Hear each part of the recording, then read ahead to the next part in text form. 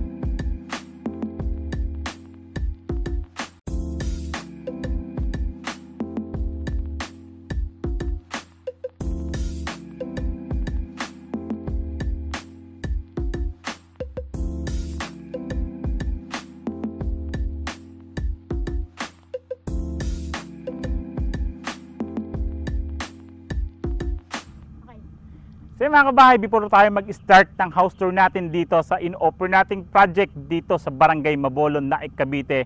So andito nga tayo today sa Maple Tree Residences located at Barangay Mabolo, Naik, Cavite. Tara mga kabahay. So yan, kaya bakit ba affordable? Bakit ba may promo na reserve now and start ng down payment natin is January 2024? Kasi nag-i-start pa lang tayo ng land development dito mga kabahay. So ito yung mapa natin.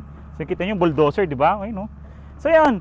So ito yung offer natin dito is a Maple Tree Residences nga po, is developed po to by Epic Homes. Located po ito nga po dito sa Barangay Mabolo, Naik, Cavite.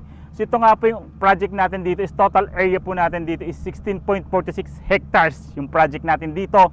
And number of units naman po is 1,395 units yung in-offer natin dito. So kung makikita nyo, ito na po yung buong mapa natin dito. Yan. So may mga legends naman tayo, colors, kung alin ba yung in-offer natin dito. Pakita natin, Mrs.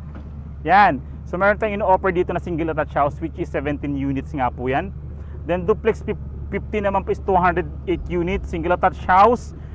Then single attached house po. Then kung makikita nyo, amenities naman natin is parking, playgrounds, community facility, water facility, commercial space, and tricycle terminal. So ito yung magandang project natin dito. So highlights natin kaunti, Mrs. Yan.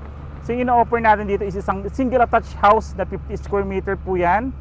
Single attached house 50 model po. So ayun po yung model natin. Single attached house, may parking space tayo rito. Duplex 50 unit or model naman po natin yan. Ito naman po siya. Kung makikita yung naka-expand po yung gilid natin with parking space sa gilid. In single attached house na 45.5 model. Yan. Diba? Then last model natin is a duplex 45.5 duplex naman po yan. Flat po siya. Kung makikita nyo naka-flat, unlike po dito sa duplex na isa, is naka-expand po yung gilid. Ayan mga kabahay, so nakita natin yung mga model. Later naman pupunta tayo sa model house or sa actual turnover ng in-offer natin project na to. Ready na ba kayo? Tara! So magandang buhay mga kabahay all over the world. So andito nga tayo ngayon sa Maple Tree Residences located at Barangay Mabolo, Naik, Cavite. So kanina yung binisit natin is actual site kung saan itatayo yung project na to. Then ngayon naman nandito tayo sa mismo actual turnover unit mismo ng in-offer natin sa Maple Tree Residences. So yung picture nga natin today is a duplex twin rooms unit na may lot area po siya na 58.5 square meter. Then the floor area naman po is 45.5 square meter mga kabahay. So masasabi ko na isa to sa pinaka-affordable na duplex twin rooms unit dito sa Cavite. So yan mga kabahay, again, I'm Randy Salvador. Of course, my wife is Julian Salvador. Kami po ang susi at tulay patungo sa pangarap niyong bahay. So start nga tayo ng vlog dito mga kabahay. Tara. Yan. So ito yon, duplex twin rooms unit nga in-offer natin. Siyempre once duplex twin rooms unit is meron kayong provision for your parking space for your car mga kabahay. And then kung makikita nyo yung color ng bahay natin is a very modern design na rin kung makikita nyo. So parang ang bilis, ang dali mag-blend ng mga design natin sa loob ng bahay. So yan, ito yung frontage natin. So yung frontage natin dito, kung makikita nyo halos 2.5 meters o 2 metro pa tong harapan natin. So perimeter natin. Then sa gilid natin is may parking space pa nga tayo for your car. Yan. So So sa harapan natin, pwede tayong mag-expand ng their living area or maglagay tayong concrete fence sa harapan natin and gate. And dito naman po yung space natin for your parking space. Kasi duplex unit tayo, dalawang magkatabing bahay. Kung makikita yung space natin dito, kayang-kaya naman po ilagay natin dito sa parking space natin mga SUVs, MPV. So kasyang-kasya dito sa parking space natin dito sa Maple Tree Residences, special ito. So yung si Maple Tree Residences nga po pala, yung in-offer namin sa duplex unit and a single attached house, mga kabahay. So may option tayo.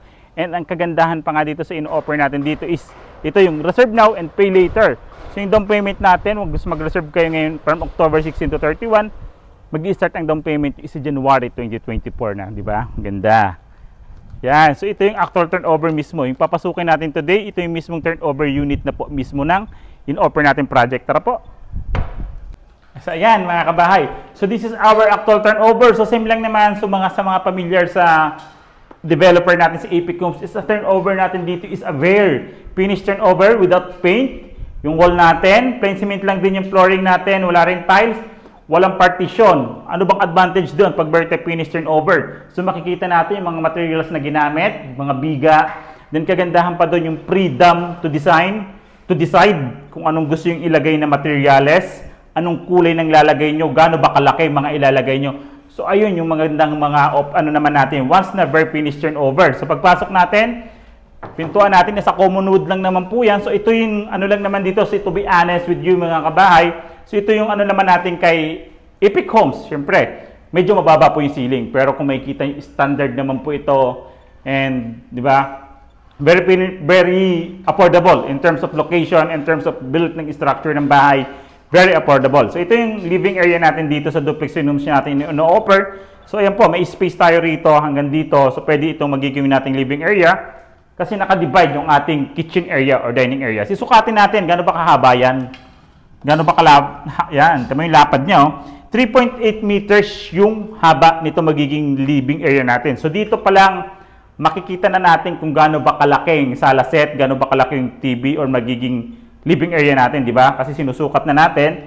So kung makikita nyo, may outlet na tayo rito, provision for our appliances, isang outlet, dalawa dito sa living area. Then pagpasok natin dito, sa space na to, nakadivide yung ating dining area. So this is our dining area in the kitchen area kasi dito po located yung ating kitchen countertop. Ayun po siya. So very finished din lang yung kitchen countertop natin. Then, kagandahan pag duplex, ang bintana po, isa, dalawa, tatlo. Tatlong bintana natin dito is yung metal casement natin. Window casement natin is a grills inside na siya. Ayun yung design natin dito. Siyempre, pag duplex, well ventilated. So, gaano ba kahaba yung ating room, ay yung dining area or kitchen area natin dito?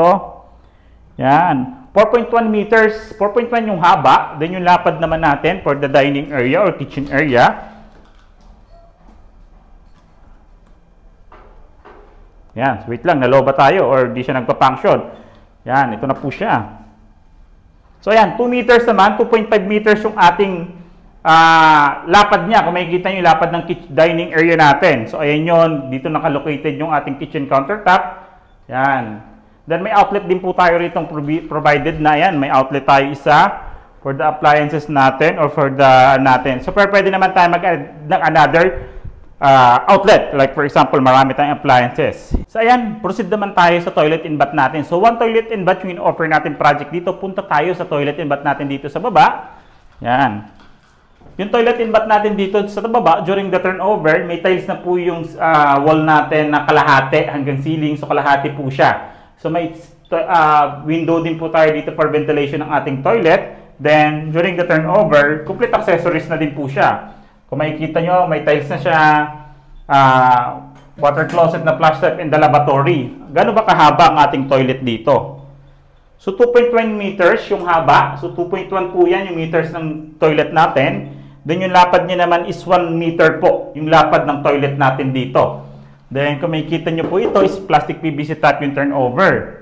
So yung mga kabahay, so meron pa tayong setback dito for the service area. So for the service area naman mga kabahay, dito located, so makikita nyo meron pa tayong parang lababo dito na pwede natin siyang gawin, i-relocate natin yung kitchen countertop natin sa labas or pwede tayo dito maglagay ng ating laundry area. Kung makikita yung setback kasi natin dito, yung setback natin dito, so napakalapad pa ng setback. Aray ko. Yeah, Yan, almost 3 meters pa tong setback natin sa gilid, 2.5 meters. Then yung haba pa natin papunta dun sa ating service sa parking space natin dito sa gilid sa duplex unit dito. So yung kagandahan, kung makikita nyo, dito tayo pwede maglagay ng kitchen. Extend natin yung kitchen kasi may parking space pa tayo rito. So pwede talaga natin ditong i-relocate yung ating kitchen. So punta tayo rito. Pag ikot naman natin dito, ito yung space niya pa. Yan. Yung space niya papunta doon sa frontage natin. Kung makikita nyo, i-close natin yan. L-type tayo dito. So ang lapad ng kitchen natin or another bedroom pa. Tara po. Yan. So, di ba? Ang lawak ng space pa natin dito sa duplex autonomous unit na in-offer natin dito kay Maple Tree Residences. Tara, punta naman po tayo sa second floor, mga kabahay. Sa second floor natin, so kung makikita nyo, ang hagdanan natin kay Epic Homes is wooden po talaga. So, wooden po yung hagdanan natin, pero yung pinaka-base natin, katulad po yan, tatlong step natin is a concrete po or sementado po yan. Tara po.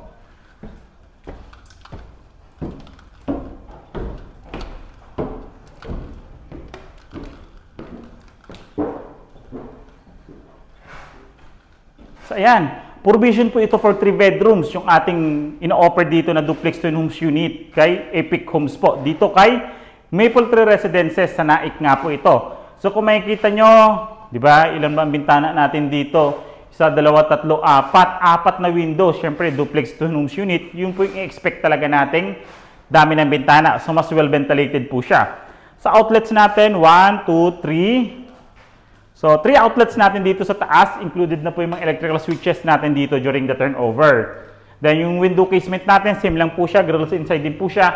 Sukatin natin yung haba or lapad. Yan. Haba. Haba po. Ito po yung haba niya. 5.3 meters. 5.3 meters yung pwede nating haba. So, dito, makikita natin kung ilang rooms yung kasya natin dito. Pag dito naman, simula sa railings na to, hanggang dito sa isang bedroom, like for example, maglagay tayong bedroom dito, 2.8 meters, di ba? So, ayun naman po yung lapad. Then, kung dito naman tayo manggagaling from wall to wall, dun sa kabila, para makita natin, ayun naman po siya. 5.4 meters naman yung lapad. Yan. So, provision nga po ito for 3 bedrooms, di ba? Very ano to, maganda to, kasi kita nyo, na-open pa siya for ating emergency exit. Yan. So ay mga kabahay, magkano nga ba itong in-offer natin dito sa Maple Tree Residences mga kabahay? Pag-usapan natin ang presyo. So yun mga kabahay, so pag-usapan naman natin yung price ng in-offer natin dito sa Maple Tree Residences mga kabahay. So magkano nga ba ito si duplex rooms unit na in-offer natin dito? So yun mga kabahay, aside from yung promo nga natin today na from October 16 to October 21, pay now, reserve now and pay later. So, January 2024 pa yung starting ng monthly down payment mga kabahay. So, magkano nga ba yung total contract price natin? So, quick recap tayo. For 58.5 square meter po yung lote ng duplex homes unit na to. And the house area naman po is 45.5 square meter. So, yung total contract price niya po is 1,828,750 pesos po. Kagandahan yan kasi nilalaunch pa lang yung project natin. So, may discount pa po tayong 100,000 pesos po. So, magiging discounted natin na total contract price is 1,728,000 po, mga kabahay. So, the reservation fee naman po is 15,000 only. So, yun nga, pag mag-reserve kayo today, ang start pa ng down payment natin is by January pa, di ba? Yan. So, yung down payment naman natin po is payable po siya up to 27 months. So, mas mahaba pa rin yung term natin ng down payments dito. Yung kagandahan, siyempre, nasa in-launching pa lang po tayo ng ating project dito. So, magiging monthly amortization po natin, 6,805.56 for 27 months po yun na down payment. So, magiging monthly amortization naman natin, once makalipat na po tayo, once nakipag-ibig na po, is 9,977.12 po, di ba? Very affordable. Naka-duplex homes unit ka na, may parking space pa, and along the highway pa yung project natin. So, yung basic required income naman po natin is 28,507. So, allowed naman tayo mag-co-borrower dito mga kabahay para ma-meet po natin ang required income. So, and again mga kabahay, kung ngayon pa lang po kayo napapadalaw sa aming YouTube channel, like nyo na po yung video namin, comment and share nyo na rin po, and subscribe na rin po kayo, and pindutin nyo po yung bell button para updated kayo sa mga bagong videos namin katulad nito. So again, I'm Randy Salvador. Of course, my wife is Julian Salvador. Kayo po ang susi at tulay tungo sa pangarap niyong bahay.